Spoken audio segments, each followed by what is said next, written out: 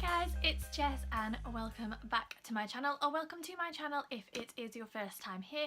Today I'm going to be doing the Not a Booktube Newbie tag, and I was tagged in this a couple of weeks ago by Julie from A Girl and a Book, and there are about 9 questions, so let's just jump straight in. The first question is, how old is your channel? And I started my YouTube channel when I started my blog, which was in 2012 I think, but I didn't really do very much with it apart from posting a couple of family videos. But I first started doing booktube stuff in February last year, so I think that makes the booktube side of my channel just over a year old, which is quite exciting. Question 2 is, what are your favourite videos to make? And probably unboxings, because that means new books, and who doesn't love new books?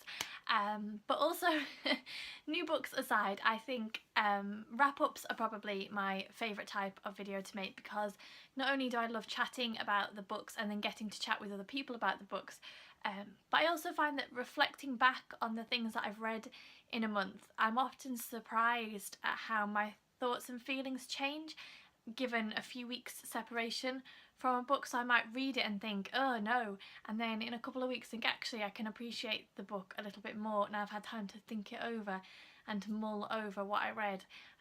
So yeah, I quite enjoy unboxings and I enjoy wrap-ups. Question 3 is, what one piece of advice would you give to someone just starting YouTube? And I think I'm going to give 2 pieces of advice. The first one is just to go for it. I made my first book video in February 2016, not knowing that booktube even existed, and thinking that I was going to be talking about books out in the ether and nobody was going to care. And then I posted the video and then discovered just this whole YouTube world of book lovers, and it was amazing. And if I hadn't just gone ahead and done it, then I probably wouldn't be making booktube videos now, and I just wouldn't have got to experience the community of booktube. My second piece of advice is to find booktubers who enjoy the same types of books as you, or who are just starting out like you are, and to use that as a stepping stone. I did that, and not only did I find new book recommendations from those booktubers, but I also got to make a group of friends and got to support each other as we started out. I found some new channels to follow, and it just opened up the whole world of booktube to me. So I would say definitely go for it, and find a small community of booktubers that you can become a part of and that you can support each other in making your videos and in your reading journey. Question 4, since joining booktube, have you run into any unforeseen circumstances?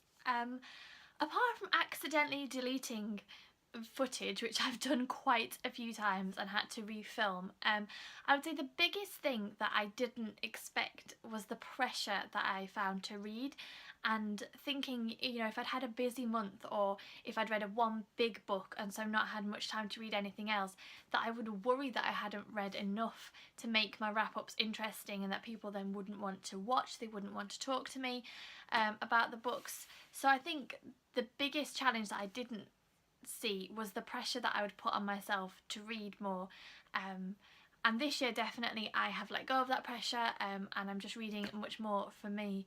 But yeah, I didn't think that I would be so concerned with how much I was reading, but I was.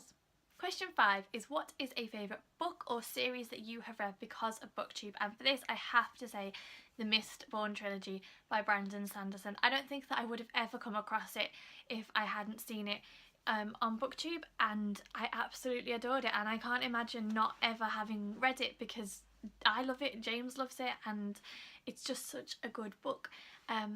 So yeah, and I literally discovered that because of booktube, and actually quite a lot of books that I read last year were because of booktube, which may not necessarily be a good thing for my bank balance, but for the types of books that I now read, which I probably wouldn't have read before, it's just been really, really good. Number 6, overall, what is your favourite aspect of booktube? For me, it's very much the fact that I get to chat to people from all over the world who love books and love reading as much as I do, and I don't have to bore my family and my friends by always talking about books now, because I have an outlet for that is somewhere else. And because of that, I have, as I said, discovered books that I wouldn't have read before.